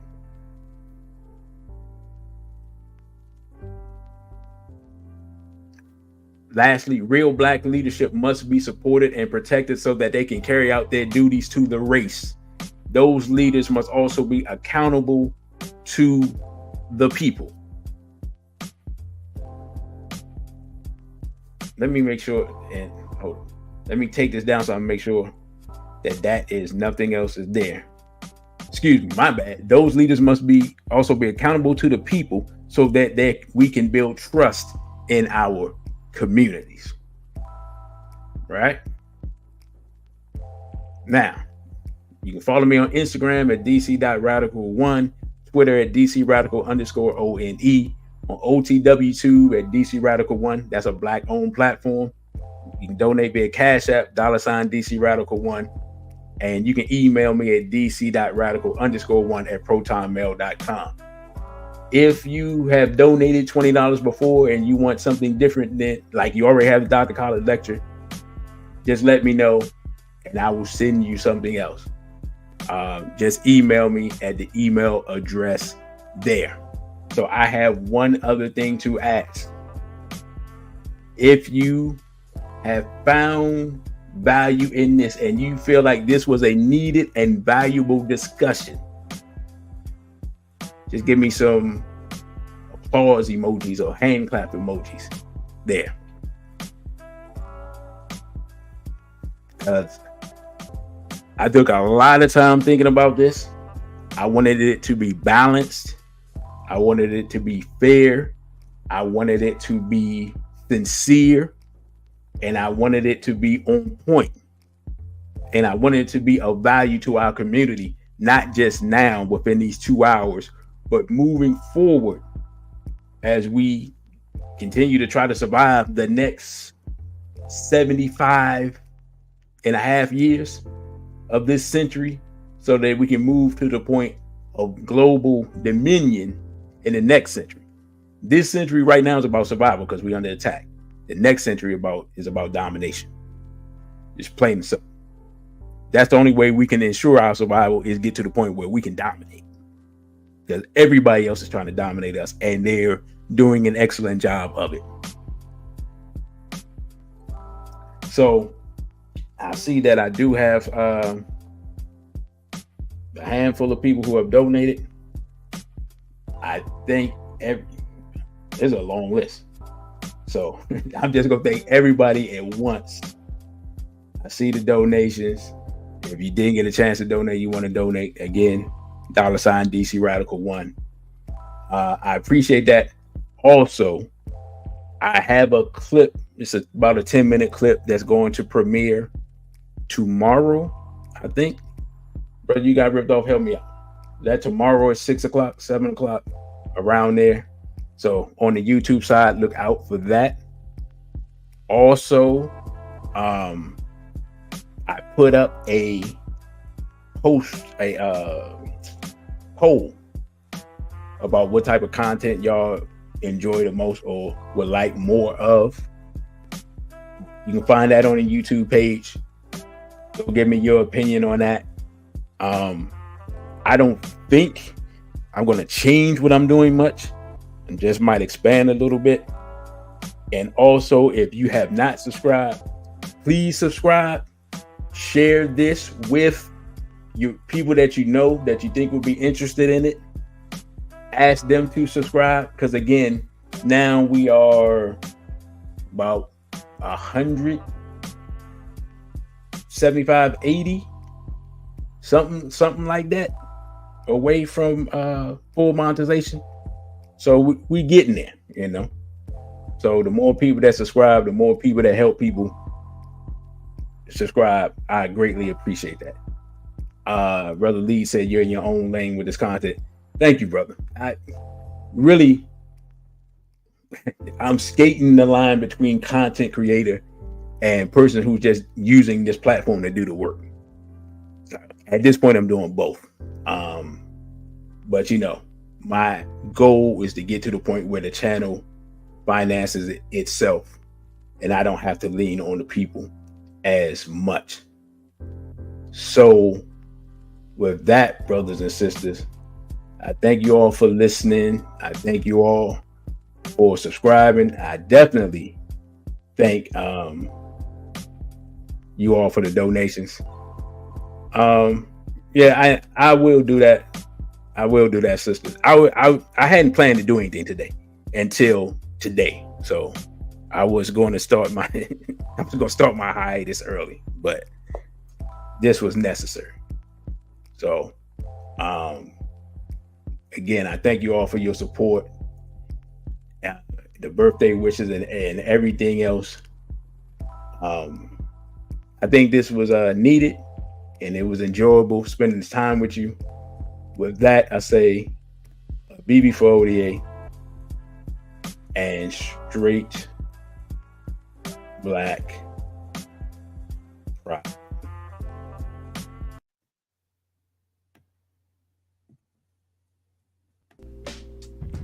Thank you for watching this video. Don't forget to like, share, and subscribe. Also follow us on our other social media platforms. On Instagram, we're at dc.radical1. On Twitter, we're at dc_radical_ONE. And the Cashapp is $DCRadical1. Again, thank you for subscribing. A BB for ODA and straight black pride.